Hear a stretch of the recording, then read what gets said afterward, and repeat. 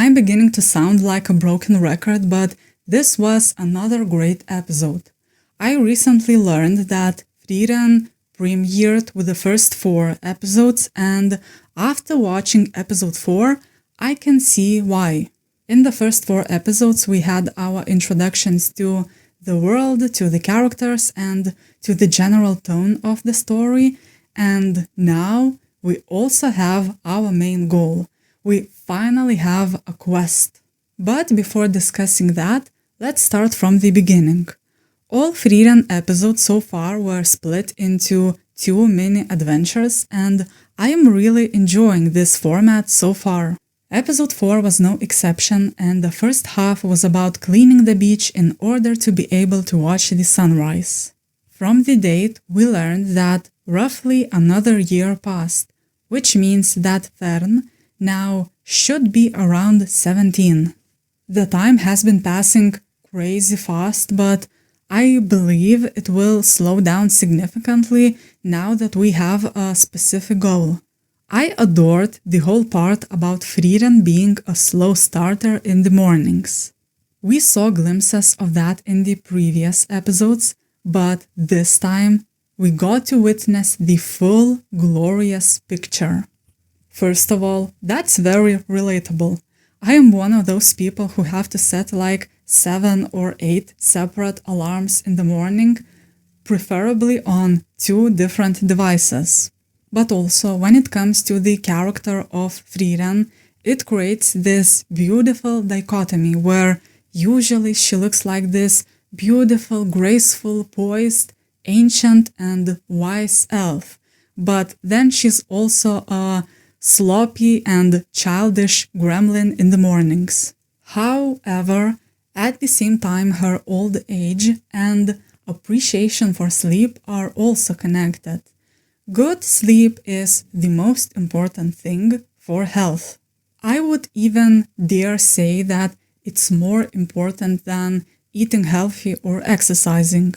And when people brag that they don't need sleep or that they stay up late to seem more productive or just cooler, that's a sign of immaturity and not wiseness. And I understand that sometimes there's no choice but to lose some sleep.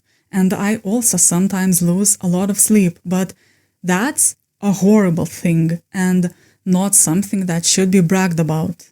So going back to Frieren, while she was portrayed as sloppy in this episode, I actually believe she's wise for choosing sleep.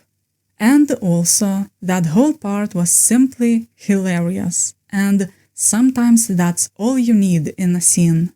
I absolutely loved how she didn't even try to deny she would sleep until noon if no one woke her up. The main message of the first half of the episode was a simple one, but beautiful. Himmel wanted Frieren to see the sunrise for the company, not just the view, and he knew that Frieren was the kind of person who would enjoy it. I also love how this part directly connects to the second half of the episode with Flamme. Both Himmel and Flamme were able to know things about Frieren before she could even realize those things about herself, but more on that later. This is where we get to the second part of the episode and reunite with aeiijlm. I absolutely loved the flashback with the discussion about the afterlife. You have an atheist, an agnostic, a priest, and Himmel, which sounds like the beginning of an anecdote, but the point is that they all understood each other. I also loved how aeiijlm, someone with this stoic character design, someone who's a dwarf and values tradition, still adopted the habit of praying, even if he didn't necessarily believe in afterlife, but prayer was just something that he learned from a friend.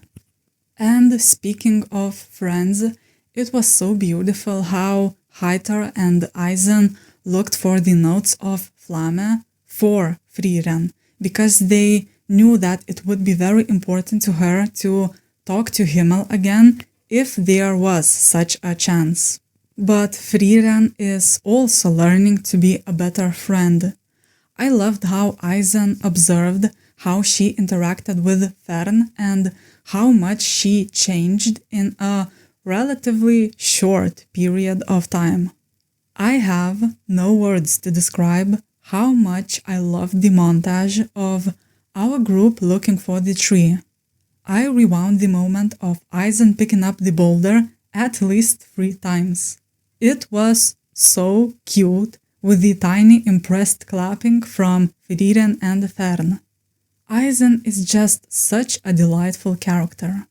Also, this episode confirmed that, yes, Frieren really did learn the sour grape spell for Eisen's sake. I also love that Eisen, as a fellow old person, loves sleep as much as Frieren.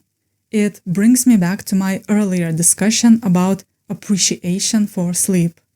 After that, we got a reveal that Flamme was actually Frieren's master. It was a nice twist, but what shocked me even more was actually getting to see some glimpses of Flamme. It's crazy how a few short scenes with her left such an impact on me as an audience member. First, she was human, and yet she managed to get the status of legendary in her lifetime. Next, her earrings are very similar to Frieren's, so that shows without saying it directly how influential she was on Frieren. And lastly, the best part was how Flamme knew exactly how Frieren would feel one day about her relationships and how she would regret not getting to know someone better. Leaving a book open to that specific page about talking to the dead was insane behavior. We also find out that Orioli is in Ende, where the Demon King's castle is, which raises a natural question. Is that castle truly empty, or is there a possibility that a new enemy is trying to continue his work? Frieren is already retracing her old adventures, so what if that also includes a new big battle against evil? Another big question I have is this quest the first big quest, or is this the end of the series stuff? In a way, we started the story with Frieren and Himmel. That was the main conflict of the first episode, so at the moment, I am leaning towards this specific quest lasting until the very end of the story. However, due to Frieren's nature, time passes very differently in this story compared to other stories, so I also wouldn't be surprised at all if we get to Ende by the end of season 1 or something like that.